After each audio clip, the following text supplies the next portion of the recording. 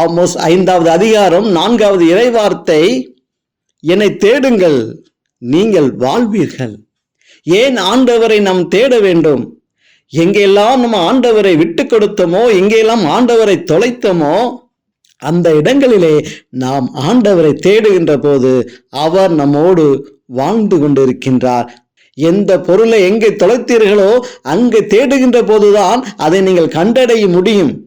பாவங்கள் செய்கின்ற போது, ஈகை செய்ய தடுமாறுகின்ற போது, பொய் பேசுகின்ற போது, பொய் சான்றுகள் சொல்கின்ற போது, கொலைகள் செய்கின்ற போது, வசை பேச்சுகள் பேசுகின்ற போது, உதவி தேடி வருபவர்களுக்கு உதவி செய்யாமல் உதாசீனப்படுத்தின போது, இந்த இடங்களில் எல்லாம் நாம் ஆண்டவரை தேடுகின்ற போது நாம் வாழ்வோம் என்று சொல்லப்பட்டிருக்கின்றது.